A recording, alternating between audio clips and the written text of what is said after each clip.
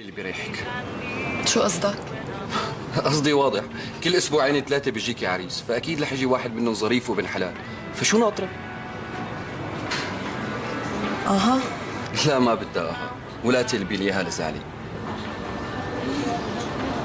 أمرك. وين رايحة؟